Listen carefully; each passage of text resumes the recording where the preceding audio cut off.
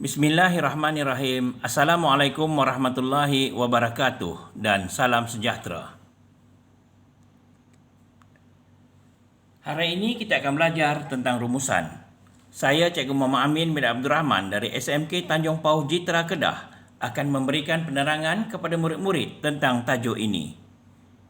Soalan rumusan dikemukakan sebagai soalan 1 dalam kertas 1103 Palang 2 Bahasa Melayu SPM.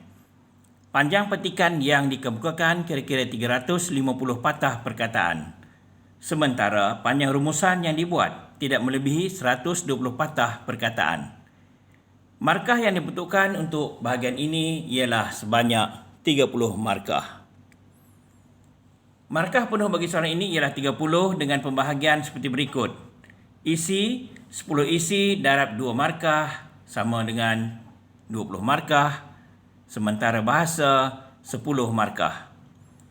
Markah isi dibahagikan kepada bahagian berikut. Pendahuluan 2 markah, isi tersurat 8 hingga 12 markah, isi tersirat 4 hingga 8 markah dan penutup 2 markah. Jadi, perkara yang perlu ada dalam rumusan terbahagi kepada 4, iaitu pendahuluan, isi tersurat, isi tersirat dan penutup. Menganalisis soalan. Baca arahan dengan teliti. Kemudian, fahami penanda tugasan, yakni kata kunci dalam arahan soalan yang secara jelas menyatakan bahawa soalan itu adalah soalan merumus karangan. Seterusnya, kenal pasti fokus soalan, iaitu fokus pertama F1 dan fokus kedua F2 seperti langkah, punca, kesan, faktor-faktor, sebab dan sebagainya. Kita tengok satu contoh arahan soalan. Baca petikan di bawah dengan teliti, kemudian buat satu rumusan tentang masalah budaya kerja dalam kalangan rakyat Malaysia dan langkah-langkah membaikinya. Panjang rumusan anda hendaklah tidak melebihi 120 patah perkataan. Jadi berdasarkan kepada soalan tadi, kita fahami bahawa penanda tugasan ialah menulis rumusan. Fokus pertama F1 ataupun dikenali juga sebagai isi tersurat, yakni masalah budaya kerja dalam kalangan rakyat Malaysia. Fokus kedua F2 yakni isi tersirat, langkah-langkah membaikinya, dan kehendak soalan ialah menulis rumusan tidak melebihi 120 patah perkataan. Pendahuluan rumusan. Pendahuluan bermaksud pemahaman calon tentang keseluruhan petikan. Jadi, isi pendahuluan ialah idea utama atau tema atau isi pokok bagi soalan rumusan.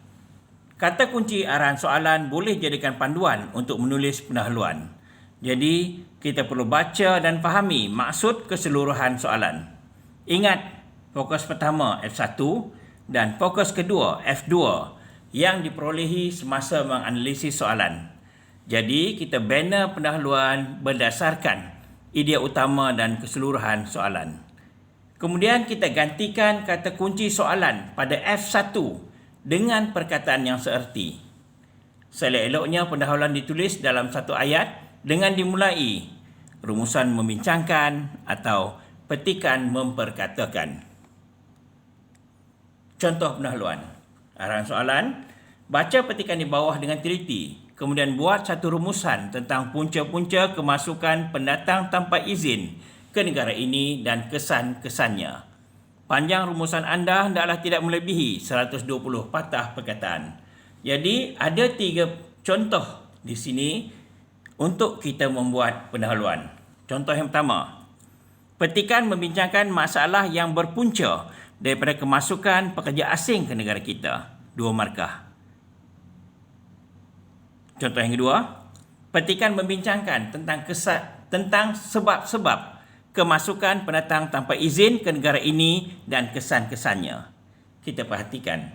Pada contoh yang kedua ini, perkataan kata kunci soalan iaitu punca-punca kita ganti dengan sebab-sebab. Dan kita hanya salin saja daripada soalan tersebut, cuma perlu ganti kata kunci.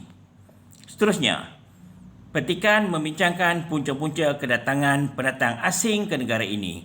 Jadi, Untuk bahagian ini, bahagian pendahuluan, saya cadangkan murid-murid memilih contoh yang pertama dan contoh kedua. Sementara contoh ketiga, tolong tinggalkan kerana markah yang diberi hanyalah 1. Baiklah, ini adalah kata kunci rumusan pada bahagian soalan, iaitu pada F1. Dan kita gantikan. Dan dia adalah, boleh kita gantikan secara silang. Contoh kalau soalan membincangkan masalah, kita gantilah dengan